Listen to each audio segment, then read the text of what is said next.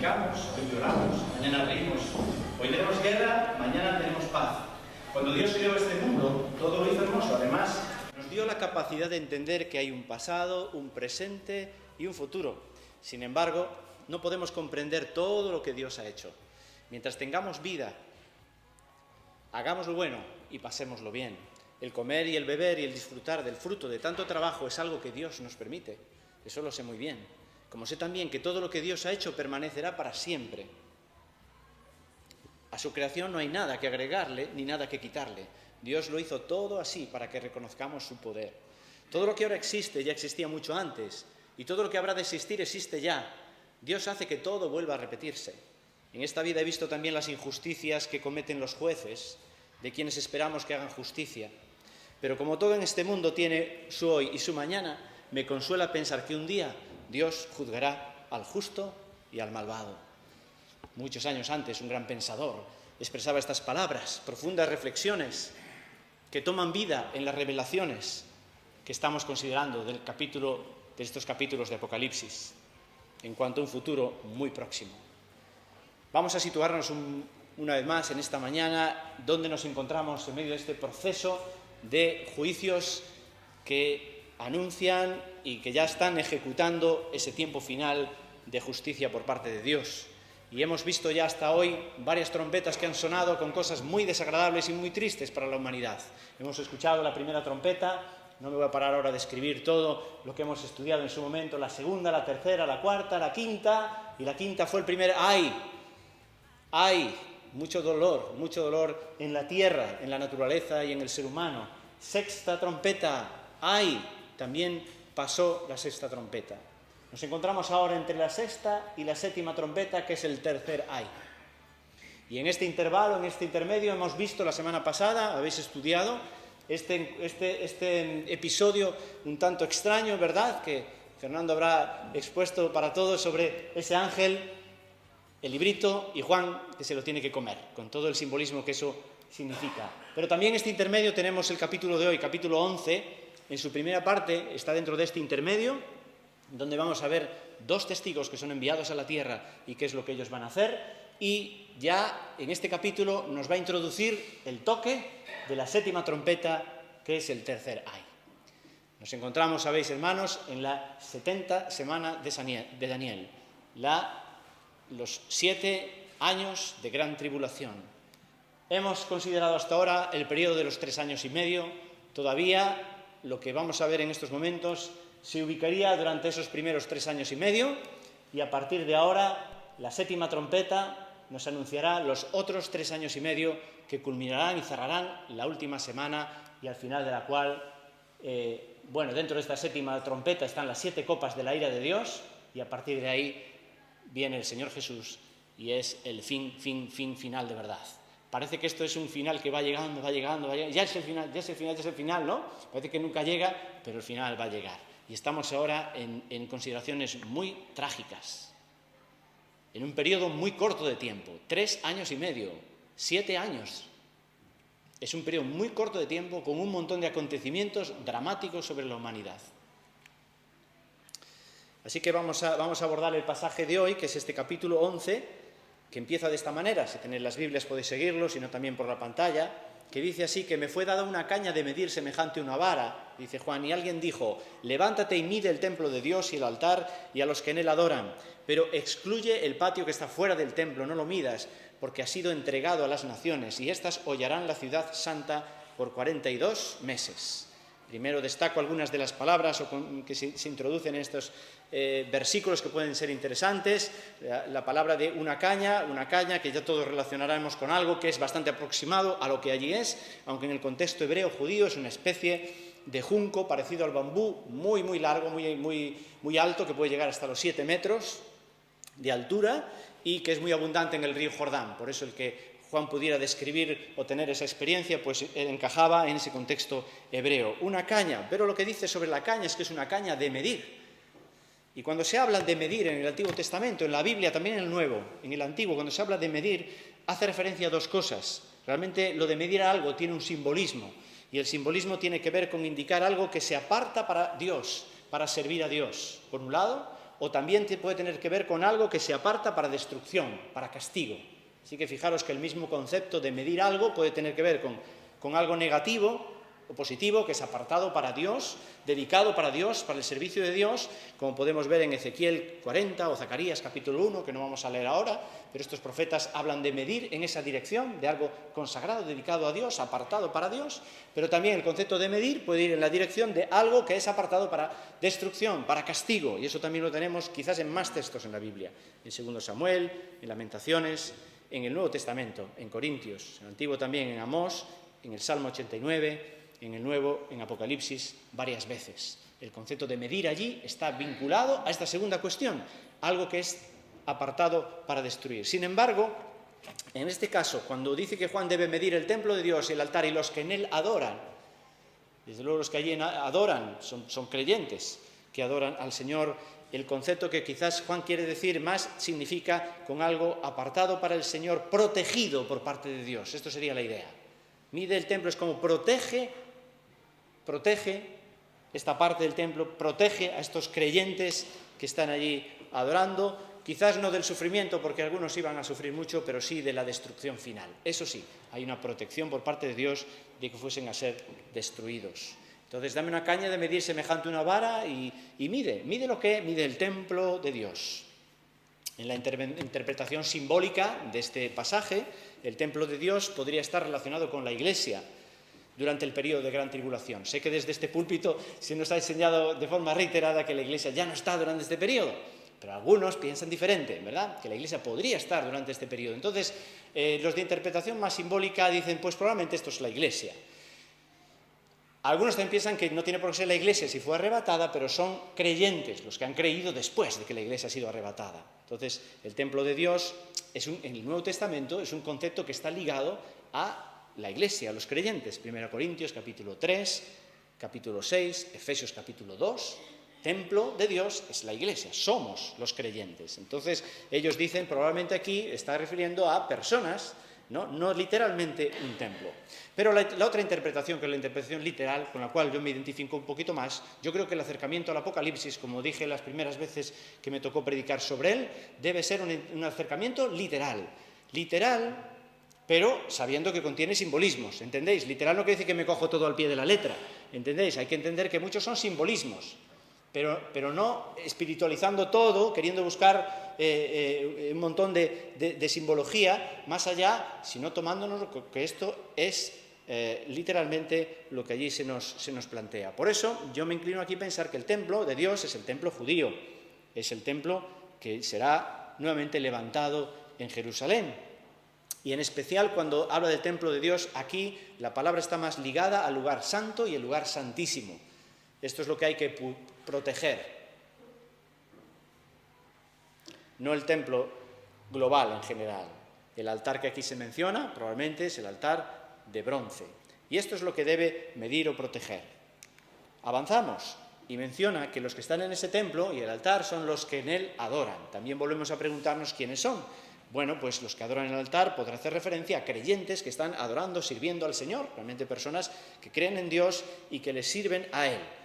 Algunos dirían que estrictamente serían judíos que son el remanente fiel que está allí adorando a Dios. Otros lo amplían más y pensarían que son creyentes, sean judíos o no judíos, que adoran a Dios. Pero hay quizás más comentarios en favor de que esos adoradores sean allí en Jerusalén y sea el remanente del pueblo judío que cree en Dios, que es fiel al Señor. Hollarán la ciudad santa por 42 meses. La ciudad santa, no hace falta que os diga cuál es, ¿verdad? Es bastante claro. Y en esta interpretación literal, la ciudad santa tiene que ver directamente con Jerusalén. Nos va a enseñar este pasaje y otros de la Escritura que el anticristo permite la construcción del templo en Jerusalén. Nosotros creemos que en Jerusalén, allí en la explanada, aquella mezquita será destruida probablemente y será reconstruido el templo, donde volverá a activarse todo este sistema de adoración al Señor. Pues el anticristo permite esta construcción, permite la adoración del pueblo judío por 3 años y medio, pero luego se volverá contra ellos, quebrantará ese pacto, hollará, dice aquí, pisotear, profanar el templo. Y esto ocurrirá hasta que Cristo vuelva y haga justicia, como hemos estudiado en el capítulo 9 del libro de Daniel. Los judíos, en principio, serán engañados, aceptarán al anticristo y al falso profeta como Mesías, que hasta cooperará en la construcción del templo, pero luego querrá sentarse allí, ocupando el lugar de Jesús y queriendo desde allí gobernar no solo el pueblo judío, sino todas las naciones. Pero en esta situación se nos dice que otorgaré, la voz que habla, Dios hablando a Juan, otorgaré autoridad a mis 2 testigos y ellos profetizarán por 1260 días vestidos de cilicio. Estos son los 2 olivos y los 2 candelabros que están delante del Señor de la tierra. Y si alguno quiere hacerles daño, de su boca sale fuego y devora a sus enemigos. Así debe morir cualquiera que quisiera hacerles daño. Estos tienen poder para cerrar el cielo a fin de que no llueva durante los días en que ellos profeticen, y tienen poder sobre las aguas para convertirlas en sangre y para herir la tierra con toda suerte de plagas todas las veces que quieran. Entonces dice que otorgará autoridad a mis 2 testigos. Otra vez, una de las cosas, preguntas que emergen es quiénes son, en nuestra curiosidad sana, ¿no? ¿Quiénes son estos 2 testigos? Bueno, en la interpretación simbólica que os comentaba antes, los 2 testigos también puede hacer referencia a una representación de la Iglesia, porque estos 2 testigos van a transmitir un mensaje, una predicación, un anuncio del Evangelio, así que esto puede ser la Iglesia o los creyentes que en aquel momento están predicando el Evangelio, simbolizados por 2. No quiere decir que sean 2 testigos, sino que es un simbolismo de un grupo de personas que anuncia el Evangelio. En la interpretación literal, en la cual yo me identifico, los 2 testigos, probablemente por esta especificación tan clara, que además dice mis 2 testigos, da la impresión de que está hablando de 2 personajes o personas concretas y definidas. Y probablemente, si ahora os lanzo la pregunta, ya me vais a saber decir qué 2 son los que normalmente se mencionan como estos 2 testigos. ¿Quién habéis estudiado, habéis oído que pueden ser estos 2 testigos? Es una pregunta para que respondáis. Elías y Enoc. ¿Una opción? ¿Hay otra opción? Moisés y Elías. Son las 2 opciones más, si leéis comentarios, más comentadas. Luego hay otros que se atreven a hablar de otras personas, ¿de acuerdo? Pero estas 2 opciones son las más comentadas. Moisés y Elías o Enoc y Elías. ¿Por qué? Bueno, fijaros que hemos leído lo que hacen. Se habla de plagas, se habla de que no llueva. Y claro, son fenómenos que han existido en la historia asociadas a estos personajes, ¿no? A Moisés y a Elías. Además, fueron 2 personas quienes se aparecieron a Jesús en el monte de la Transfiguración. Esto da otro matiz interesante, ¿no? Esta aparición con Jesús. Y los poderes que se atribuyen a estos 2 testigos, o a Dios, a través de ellos, es que son proezas realizadas previamente por estos 2 personajes bíblicos. Ahora, algunos dicen que en vez de Moisés y Elías, como decía Fernando, podría ser Enoc y Elías, que en la Biblia nos da a entender que ninguno de ellos murió, sino que fue arrebatado, llevado al cielo, sin pasar por la muerte, con lo cual parecería que su reaparición fuese coherente, ¿no? Dice la Biblia en Génesis que caminó Enoc con Dios y desapareció porque Dios se lo llevó. Y también dice que Elías fue arrebatado en un torbellino y un carro de fuego y llevado al cielo. Así que algunos dicen probablemente es la reaparición de estos 2 profetas, de estos 2 personajes en este momento. ¿Lo dice el texto? No, ¿verdad? ¿Podemos asegurarlo tajantemente? No. Pero estas deducciones son bastante lógicas, que podrían ser alguno de ellos. Dice además eso, mis 2 testigos. Así que son 2 testigos, 2 personas que aparecen en la historia de la humanidad. Yo creo, son seres humanos, que hablan como los humanos, ¿no? Son seres humanos que existían previamente, no fueron creados milagrosamente para ello, no son principios ni instituciones, no creo que pueda ser entonces la Iglesia un grupo grande, sino que son 2 personas, porque testigo, estaba examinando la palabra testigo, en la Biblia se usa exclusivamente ligada a seres humanos. Así que probablemente hablar de mis 2 testigos, si la palabra testigo en la Biblia está relacionada con seres humanos, podamos pensar que son personas, que son seres humanos. Ellos profetizarán por 1260 días. ¿Hacéis el cálculo? Aquí ya sabéis cuánto es eso. ¿Cuántos años son? 3 años y medio, 42 meses, 1260 días, 3 años y medio. Así que ahí estamos con estos datos, esta precisión de fechas, como para querer simbolizarlo, cuando reiteradamente se nos está dando referencias tan detalladas que se corresponden con lo que habla Juan en Apocalipsis y lo que habla, por ejemplo, Daniel en sus profecías. Entonces el mensaje es predicado durante 3 años y medio y, ya digo, lo hacen corresponder con la primera parte, como hemos visto en el gráfico, de la semana de la tribulación. Los primeros 3 años y medio, estos 2 testigos son enviados a predicar el Evangelio. Es un mensaje vamos a ver por lo que viene a continuación, que es un mensaje de gracia del Evangelio. ¿Os dais cuenta que no para de haber predicación hasta el último minuto? Es decir, aunque suena tan fuerte lo que está ocurriendo en estos momentos y la ira de Dios que se va a revelar, y Dios mío, qué tremendo, es hasta el último minuto que Dios está diciendo, a ver, ¿alguien quiere creer? La gracia de Dios es su característica principal. Dios es un Dios, Dios es amor, Dios es un Dios de gracia. Y aunque aplica su justicia, ya la está aplicando y le va a aplicar definitivamente, espera hasta el último minuto. ¿Alguien más quiere creer? Es tremendo su gracia hasta el último momento, esperando que la gente se arrepienta. Estos 2 testigos están vestidos de cilicio, y esa es una pequeña pista. Cuando exploramos el cilicio, vestido de cilicio, pues es una vestidura áspera que se ponían para penitencia, para cumplir algún tipo de penitencia. Y realmente lo que puede querer decir es que lo que traen es un mensaje relacionado con el arrepentimiento y la advertencia del juicio venidero.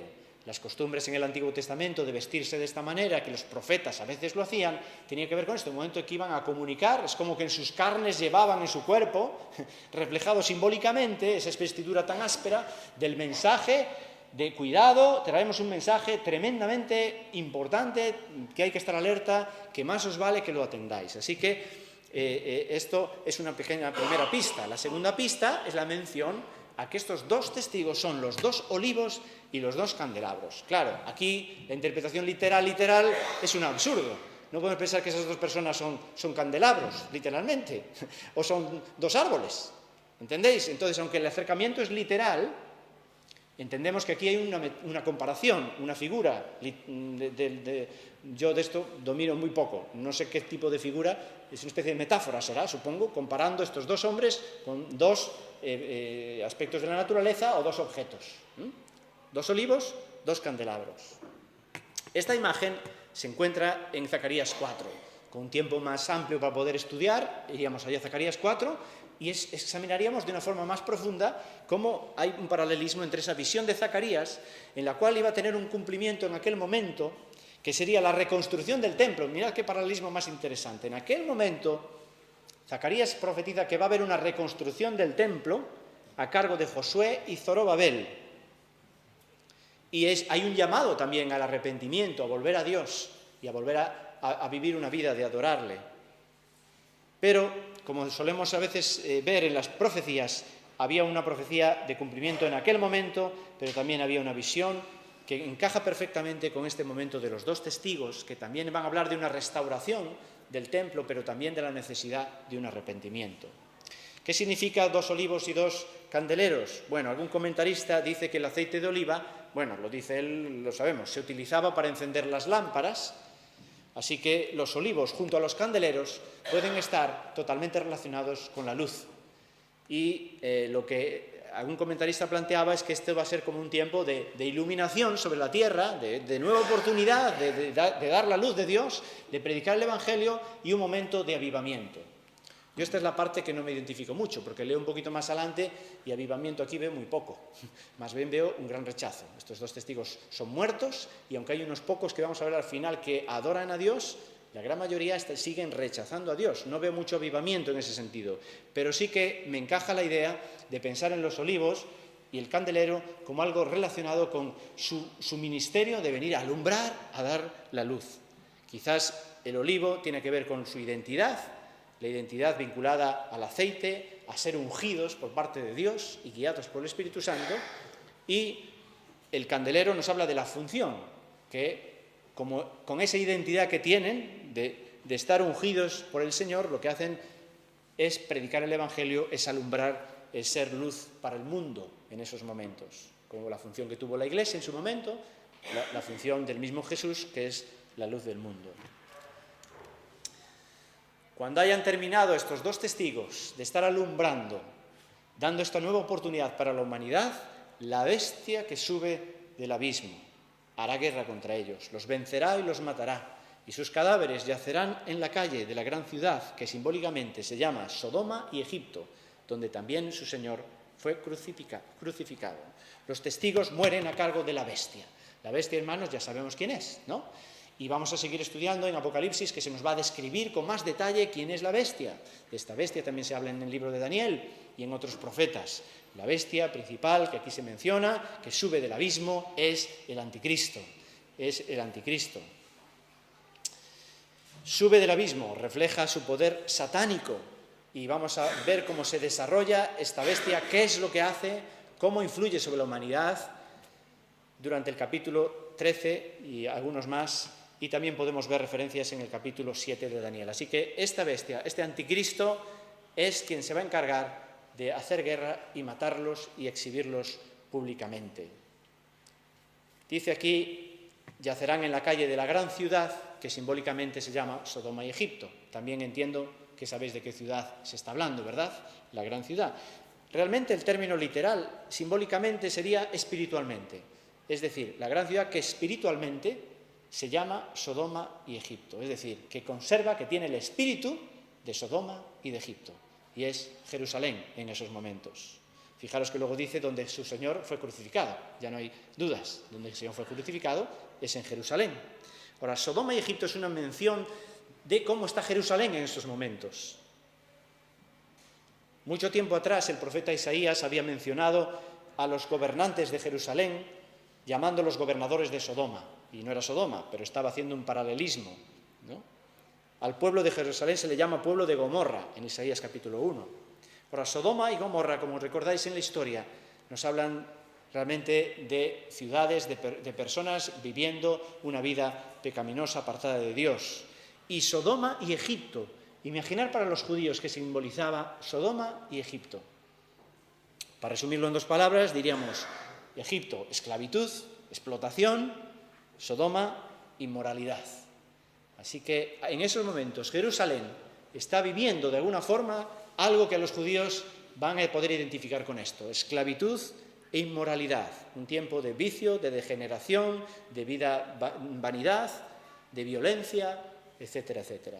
Y ahí van a coger a estas dos personas que traen un mensaje de paz, con advertencia seria, pero traen oportunidad de arrepentimiento, los matan y los exponen en la ciudad. Y la gente de todos los pueblos, tribus, lenguas y naciones contemplarán sus cadáveres por 3 días y medio y no permitirán que sus cadáveres sean sepultados.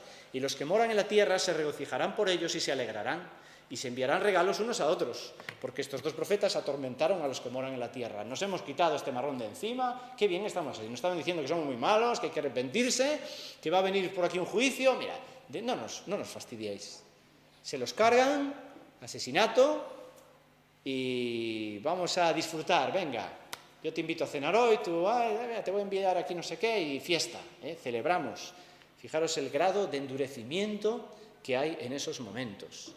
Un comentarista llamado Lindsay decía que eso es como una Navidad satánica, ¿no? Casi todo lo contrario a nuestra celebración navideña, que también se dan regalos, pero ahí de una forma, pues, en base a un acto tan terrible como este, ¿no? Los habitantes de Jerusalén odiarán a los dos testigos, dejarán sus cadáveres en la calle sin enterrar. Y esto es un golpe al espíritu judío.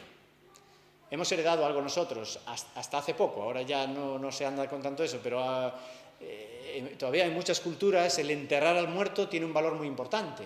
Pero en concreto, en la cultura hebrea, el entierro de uno que moría y la tierra donde se entierra, ¿no? El lugar donde es enterrado, eso como que da honor a la persona. Ya digo, hoy ha cambiado las cosas, pero todavía en algunos sitios y todavía algunas personas, por eso les cuesta lo de la incineración, hay ciertas luchas por pensar que, bueno, pues que se ha de enterrar, que el enterrar tiene un simbolismo importante. Y el contexto hebreo era así: enterrar, y si alguien era enterrado pues en una tierra de nadie, pues es como quitarle dignidad o importancia a la persona. Entonces, fijaros estos que deliberadamente deciden dejarlos allí expuestos sin enterrar. O sea, que falta que ataque más directo para aquellos judíos, que para ellos era algo terrible no dar sepultura a un cadáver. Los judíos creyentes, vamos a decir en este momento, que habían creído en el mensaje de estos dos testigos, tenían que estar sufriendo mucho por este tipo de acto que se les había hecho. Pero después de 3 días y medio, el aliento de vida, aquel aliento de vida que vino a Adán en un principio para vivir, el aliento de vida de parte de Dios vino a ellos, se pusieron en pie y gran temor cayó sobre quienes los contemplaban. Entonces oyeron una gran voz del cielo que les decía: subid acá. Y subieron al cielo en la nube y sus enemigos le vieron. Así que estos dos hombres, si fueron estos dos que no murieron, aquí murieron, resucitaron y volvieron a ascender al cielo a la presencia de Dios. En 3 días y medio resucitarán. Y entonces se dará paso. Con este acto, los dos testigos resucitados y marchando al cielo, suena la séptima trompeta, que es el tercer ay, lo que es inmediatamente anterior a la segunda venida de Cristo. Ahora ya sí, es lo inmediatamente anterior a que Cristo venga. En aquella misma hora hubo un gran terremoto y la 10ª parte de la ciudad se derrumbó, 7.000 personas murieron en el terremoto y los demás aterrorizados dieron gloria al Dios del cielo. El segundo ay ha pasado y aquí el tercer ay viene pronto. Así que el desenlace de esta historia es, de nuevo, un drama. 7.000 personas que mueren, Jerusalén en una parte destruida y un remanente, un grupito de personas que sí dieron gloria a Dios. Ante este acto se dieron cuenta de que el mensaje de estos testigos, podríamos decir, era un mensaje de esperanza, era un mensaje verdadero y dieron gloria al Señor. Segundo ay ha pasado, 6ª trompeta, ahí tenemos, segundo ay. Es la 6ª, ya ha pasado, 3 años y medio, los dos testigos aquí, se han marchado y llega la 7ª trompeta, el tercer ay. Y dice el capítulo 10, versículo 7, el capítulo anterior ya nos decía lo siguiente: en los días de la voz del 7º ángel, cuando él comience a tocar la trompeta, el misterio de Dios se consumará. Consumar es cerrar, finalizar, completar, como él lo anunció a sus siervos los profetas. Ahora sí, es la última trompeta, no suenan más trompetas. Y esta última trompeta, la 7ª trompeta, abre 7 copas, que también nos van a hablar de eventos que van a ocurrir también de una forma muy seguida. Los 3 ayes fueron mencionados en el capítulo 8, versículo 13.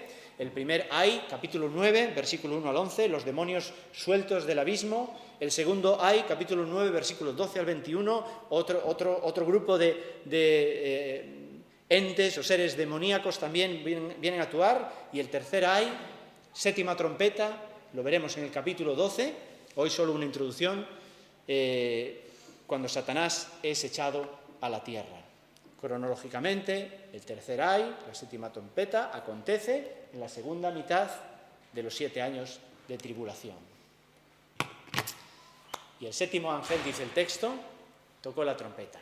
El 7º ángel tocó la trompeta y se levantaron grandes voces en el cielo que decían: el reino del mundo ha venido a ser el reino de nuestro Señor y de su Cristo, y él reinará por los siglos de los siglos. Y los 24 ancianos que estaban sentados delante del trono, en sus tronos, se postraron sobre sus rostros y adoraron a Dios. La 7ª trompeta da paso a algo que es un tema también constante en Apocalipsis y en el Evangelio, que es el reino de Dios. El reino de Dios se establecerá de una forma definitiva, visual, real, presencial, cuando Cristo venga. Así que se anuncia el 7º ángel, anuncia el reino ha venido. Estamos en el final y Cristo, el Señor, vendrá para reinar por los siglos de los siglos. Y cuando esto se anuncia, ¿qué es lo que ocurre? De nuevo, un montón de jaleo, mucho ruido de adoración al Señor. Capítulo 4 y capítulo 5 de Apocalipsis, ¿os acordáis? 24 ancianos, 4 seres vivientes, ángeles, todos gritando, saltando, adorando a Dios. Bendito sea el Señor, el Dios todopoderoso, el Dios creador, el Dios redentor. De nuevo emerge un canto de adoración. Si os dais cuenta, casi constantemente al drama que ocurre aquí en la tierra hay una visión celestial en la presencia de Dios, de profunda adoración, de potente adoración. Grandes voces, 24 ancianos adoran al Señor y dicen: te damos gracias. La adoración, como hemos visto, parte de la adoración y nosotros practicamos, es la gratitud. Te damos gracias, oh Señor, Dios Todopoderoso, el que eres y el que eras, porque has tomado tu gran poder y has comenzado a reinar. Las naciones se enfurecieron y vino tu ira y llegó el tiempo para juzgar a los muertos y de dar la recompensa a tus siervos los profetas, a los santos y a los que temen tu nombre, a los pequeños y a los grandes, y de destruir a los que destruyen la tierra. Esto es lo que anuncia esta última trompeta y el final. Tú eres el Dios Todopoderoso, el que eres y el que eras. Algunas versiones incluyen el que ha de venir. Parece, yo no sé mucho de esto, pero parece que en los manuscritos, no hay manuscritos que incluyan esa frase. Es decir, es una frase como introducida por los copistas, porque, bueno, pues cae del cajón. Claro, leemos el capítulo 1, versículo 4, Apocalipsis, y capítulo 1, versículo 8, y capítulo 4, versículo 8, y siempre se dice el Dios Todopoderoso, el que es, el que era y el que ha de venir. Bueno, pues aquí colaron esa última frase, pero lo que es más ajustado, digamos, al original, parece que es solamente quedarnos ahí. Bendito el Dios Todopoderoso, el que eres y el que eras. Presente, un presente continuo, una eterna existencia, y el que eras, el que existió desde el principio. Pasado y presente. Vino tu ira y llegó el tiempo de juzgar. Y aquí encontramos 3 elementos en esta ira de parte de Dios. Es un tiempo de juicio, ya sí, ya no hay escapatoria, se acabó el tiempo de gracia. Quizás me da la impresión, aún vamos a seguir estudiando, pero me da la impresión de que este tiempo de los 2 testigos es casi estamos hablando del último periodo de posibilidad de conversión.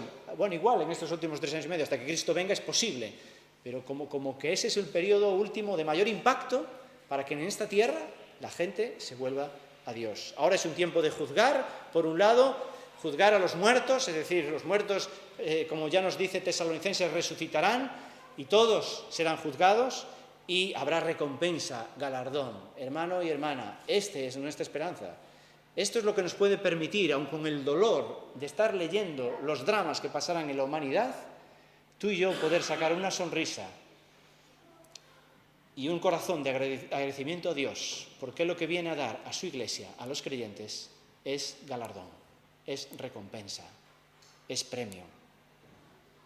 Todos aquellos que han sufrido por su causa, todos aquellos que hemos sido fieles al Señor hasta el final, nos haya costado más o menos, pero a todos nos ha costado algo. La vida cristiana no es fácil, no lo es. La vida cristiana auténtica de un recién nacido, uno que ha nacido de nuevo, no es fácil. Tenemos luchas, algunos peores que nosotros, seguro, porque arriesgan su vida. Pero tú y yo tenemos las nuestras, con nuestra propia carne, con la gente a nuestro alrededor, con vivir en esta sociedad que está corrompida, como sabemos. Estamos en lucha constante. El Señor va a premiar al creyente fiel hasta el final, dar galardón y también a destruir. Esta tierra tiene caducidad. Esta tierra se va a terminar y habrá nuevos cielos y nueva tierra, pero esta será destruida. El templo de Dios que está en el cielo fue abierto y el arca de su pacto se veía en su templo y hubo relámpagos, voces y truenos y un terremoto y una fuerte granizada. Siempre acompañan a todos estos movimientos muchos de estos fenómenos naturales. ¿Os dais cuenta? Muchos terremotos, granizadas, movimientos. Es decir, es algo que no hay nadie que no se entere. Todo el mundo va a enterarse de algo, pues desde luego, de tanto impacto como va a ocurrir en esos momentos. Por eso, hermanos, bienaventurados los que leen y guardan las palabras de esta profecía. Bienaventurados, aún sin entender todo bien, ¿verdad? Hay muchas cosas que yo no me he parado, que hasta podríamos debatirlas, qué simboliza, qué no simboliza, aún sin entender. Bienaventurados los que leen y guardan las palabras de esta profecía. Por tanto, hermano y hermana, y como una aplicación para nuestra vida, tened cuidado cómo andáis.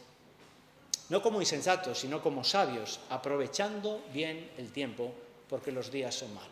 Escuchamos al principio, todo tiene su tiempo. En este mundo todo está medido, todo tiene su tiempo, hay tiempos, hay oportunidades que hay que aprovechar. Y esta es la nuestra.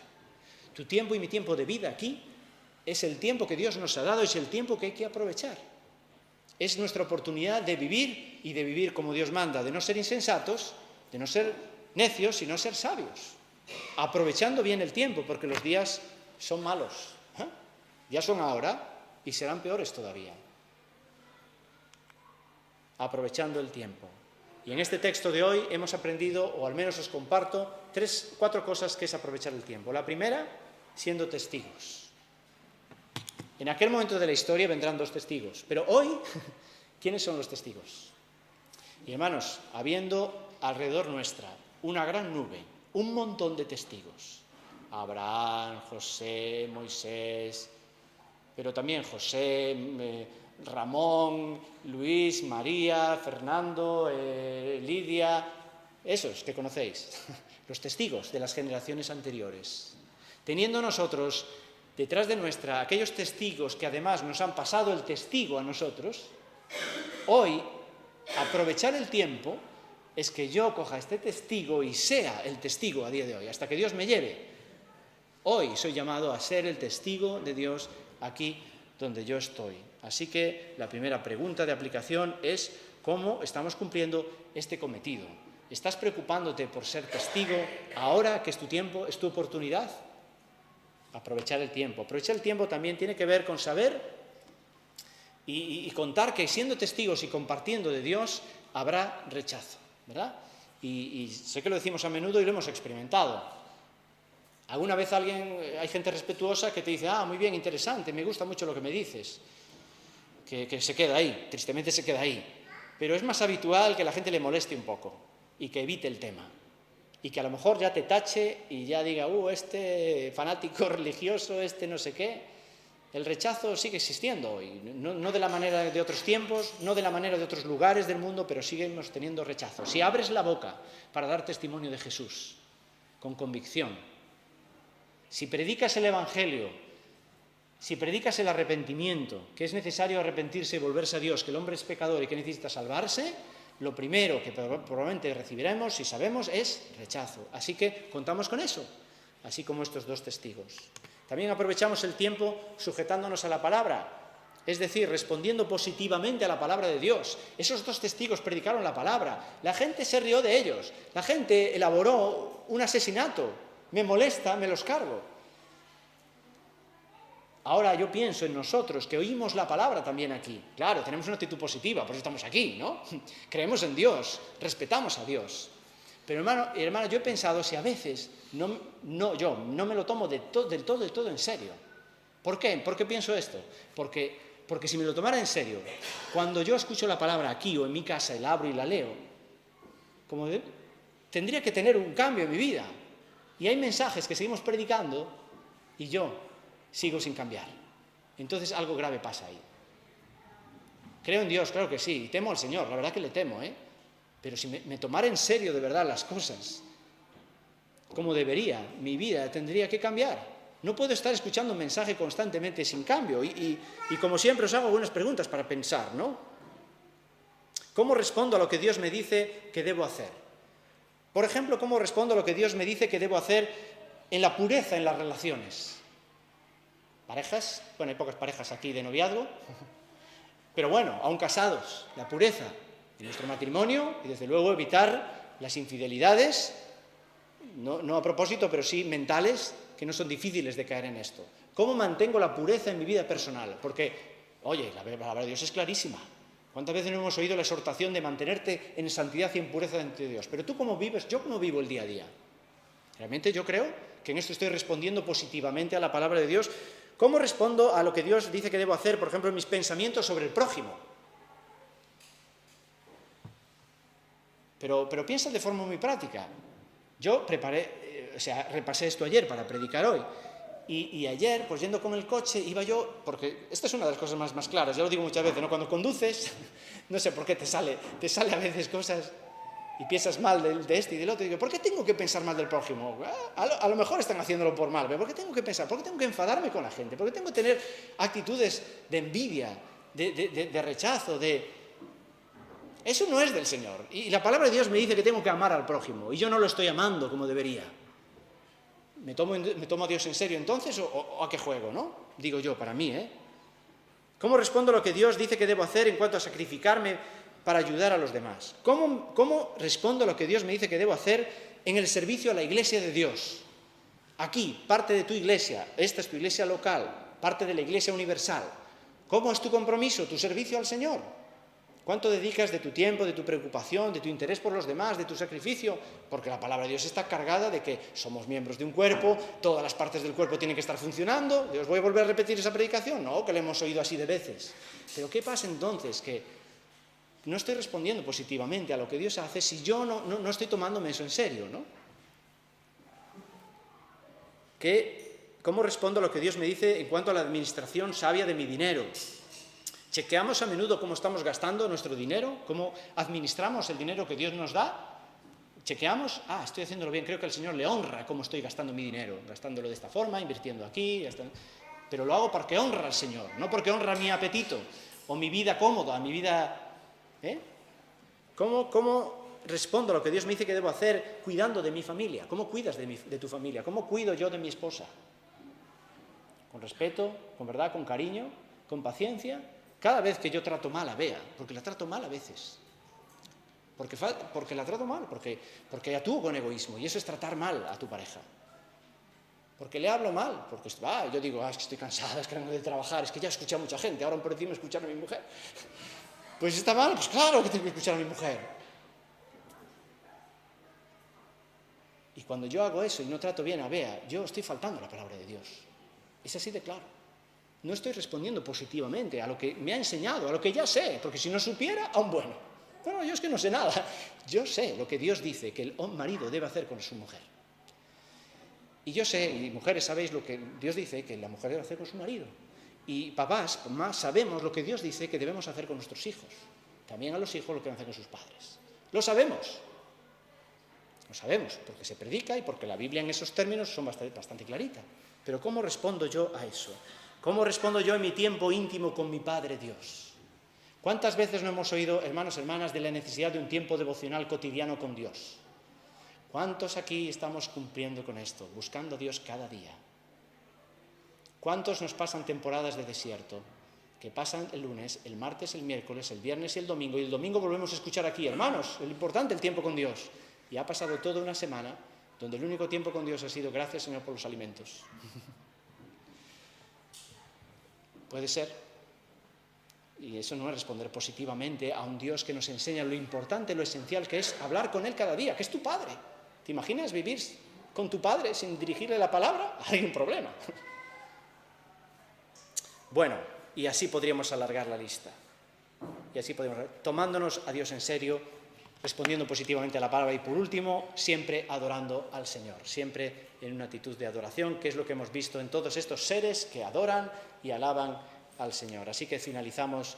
Así pues, no seáis necios, hermanos, no seamos tontos, insensatos, ignorantes, sino entended cuál es la voluntad del Señor. Y no os embriaguéis con vino, en lo cual hay disolución, sino sed llenos del Espíritu Santo. Es decir, que la vibración, que las sensaciones sean porque el Espíritu Santo nos llena, no por sustancias químicas ni porque me toque la lotería, sino porque el Espíritu Santo me ha llenado, hablando entre vosotros con salmos, himnos y cantos espirituales, cantando y alabando con vuestro corazón al Señor, dando siempre gracias por todo, en el nombre de nuestro Señor Jesucristo, a Dios el Padre, sometiéndonos unos a otros en el temor de Dios. Cristo el centro de todo, la gloria para Él. Un amor que nunca se acaba, un amor que se expresa dando tantas oportunidades a la humanidad y a nosotros, y a ti y a mí nos da un montón de oportunidades, y también ese amor se manifiesta con juicio, siendo justo. Dios, Cristo es el único verdaderamente justo. Mientras Dios nos tenga aquí, que seamos nosotros los que hablemos y no sean las piedras. Quiero finalizar, perdonar que me he extendido bastante en el tiempo, disculparme. Quisiera finalizar con una canción que conocemos, es la autora de esta canción. Vamos a escucharla y con esto finalizaremos nuestra reunión. Al acabar la canción nos saludaremos y que cada uno pues exprese al Señor mientras oímos esta canción lo que quiere expresarle en estos momentos.